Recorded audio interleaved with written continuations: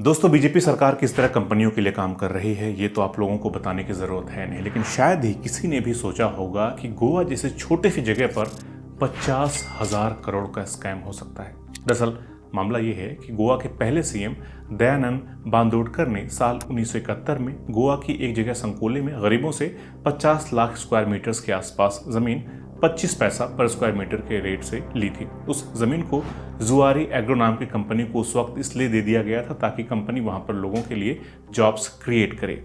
लेकिन अब कंपनी ने 53,000 रुपए पर स्क्वायर मीटर के हिसाब से जमीन को बेच दिया है।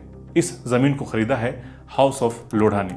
ये कंपनी जमीन की प्लॉटिंग करके और लोगों को बेच रही है और बिल्डर्स 1,19,000 पर स्क्वायर मीटर के हिसाब से जमीन को बेच रहे हैं। वो जमीन जो सरकार ने गरीबों से ली थी 25 पैसे पर स्क्वायर मीटर के हिसाब से।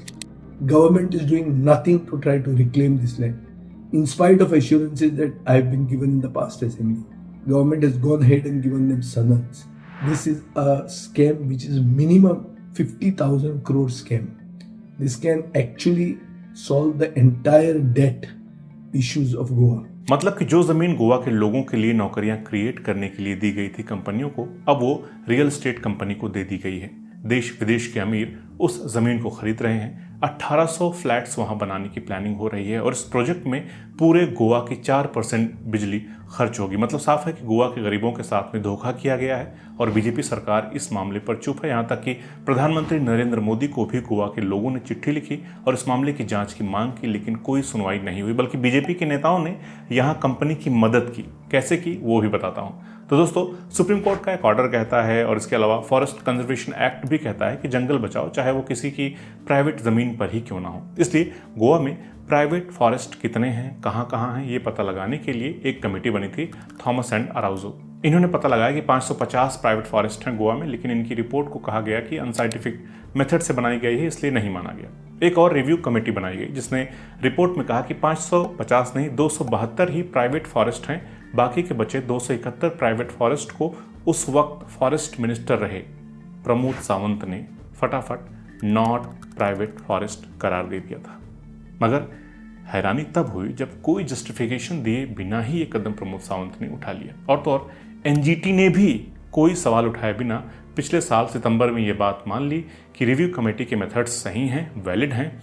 लेकिन रिव्यू कमेटी के ही चेयरपर्सन ने कहा कि एक बार और 272 प्राइवेट फॉरेस्ट जो हैं इनकी जांच करना वो चाहते हैं। फिर सरकार ने लीगल एडवाइस ली और कहा कि ठीक है, लेकिन 272 जो प्राइवेट फॉरेस्ट डिक्लेयर हो चुके हैं उन्हीं की जांच करना, 271 हमने निकाल दिए हैं उनकी जांच मत करना। इस पर सबको शक हुआ कि ये क्यों कहा जा रहा है।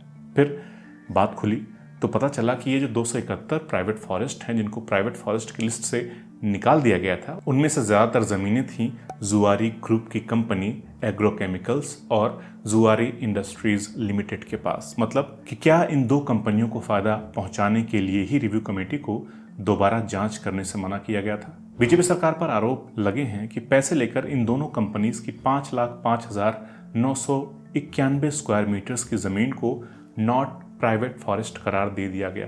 अब उन जमीनों पर मौजूद पेड़ काट कर बिल्डिंग खड़ी कर दी जाए, इसका रास्ता बिल्कुल साफ हो गया है। मतलब कि आज जो उन जमीनों पर बिल्डिंग्स और फ्लैट्स बन रहे हैं उनके लिए रास्ता बनाने वाली भी बीजेपी सरकार ही है। अपोजिशन ने आरोप लगाया है कि जुआरो एग्रो केमिकल्स ने जो जमीनें बेची हैं उसमें 50,000 करोड़ का स्कैम हुआ है। इसे गोवा के इतिहास का सबसे बड़ा जुआरी लैंड स्कैम कहा जा रहा है।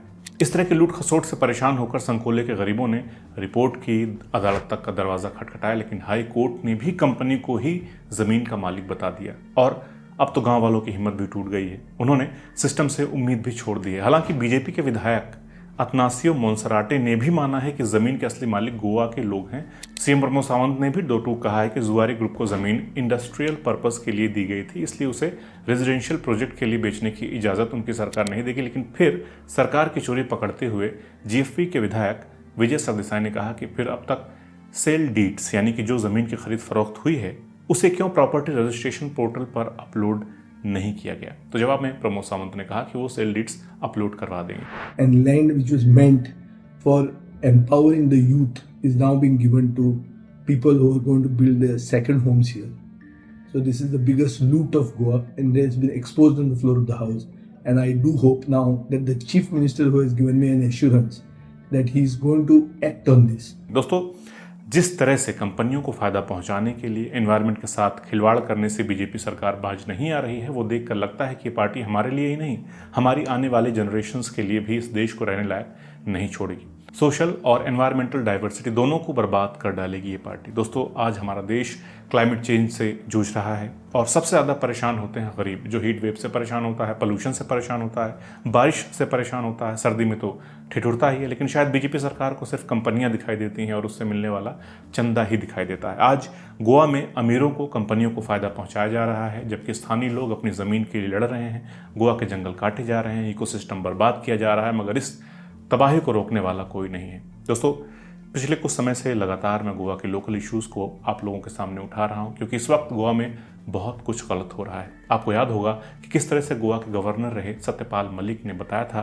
कि गोवा में हर जगह, हर डिपार्टमेंट में बीजेपी सरकार में करप्शन है। There was corruption in Goa government in handling of anything, everything. लेकिन जिस इशू की बात अभी हमने इस वीडियो में की, ये न केवल हमें बल्कि हमारी आने वाली पीढ़ियों और हमारे देश के एक छोटे से लेकिन खूबसूरत स्टेट की फ्यूचर का सवाल है। आप क्या सोचते हैं इस पूरे मामले पर? कमेंट करके बताइए। जल्द मिलते हैं एक नए वीडियो के साथ। नमस्कार।